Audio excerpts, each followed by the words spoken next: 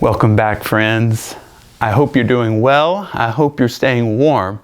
This week certainly began with a bit of a winter fury, at least for me. Maybe I'm just not accustomed to it, but I was cold for a couple of days, or I should say I had to put on extra layers to not be cold. But I'm sure that was the case for many of us.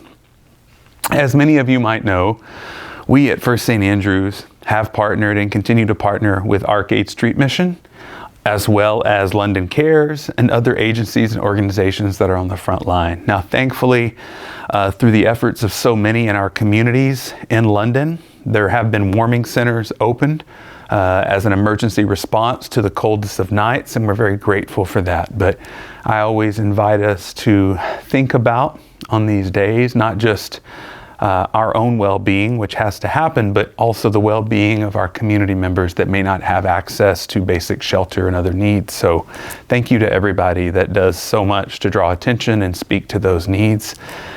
This last Sunday, I spoke about a relatively familiar passage, the Hagar Ishmael kind of being sent away. I doubt we spend a lot of time with it in our own lives because it's difficult to sit with. I think for those of us living in 2025, seeing Abraham send off his son, Ishmael, and Ishmael's mother, Hagar, just sending them off with a bit of bread and some water into a desert, it rubs us the wrong way, as it should.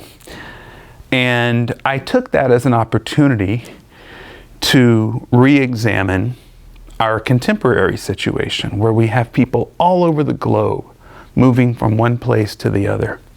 The vast majority of them have been forced to leave, either due to resource scarcity, as far as their sustenance is concerned, war, climate refugees. There's any number of reasons that people are forced to leave. And I thought it would be good for us to think about the plight of these persons, many of whom are women and children, to think about them in relation to Hagar and Ishmael. We see the response of the God of the Hebrew Bible, who hears the cry of the child Ishmael and responds by providing the necessary sustenance, water, in order for this family to survive. And not only survive, but according to the text, a great nation descended from Ishmael. So there's an honor and an acknowledgement there about God uplifting those who have been downtrodden and forced to leave or be displaced.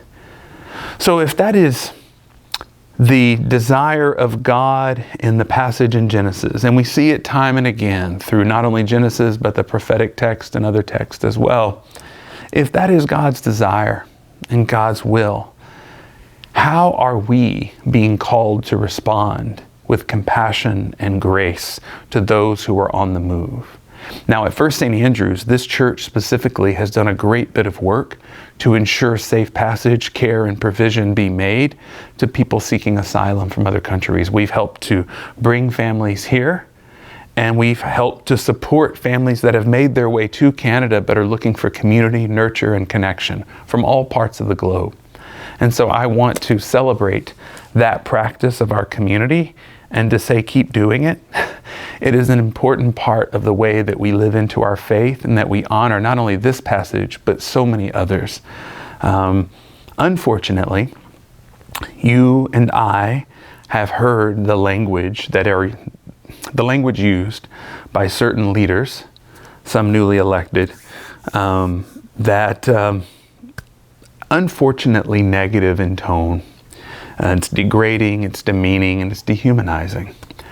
And it is important for us, avoiding any kind of partisan drive or affiliation, but it's important for us as Christians to say, no matter what, we have to enter into this space, this conversation, and this practice with compassion. That before anything else, these persons are human beings. And at least for those of us who identify as Christian, they are images of God. They bear God's image. The mark of the divine they carry within them. So we have to remember that first and foremost. We can have conversations about immigration and everything else later.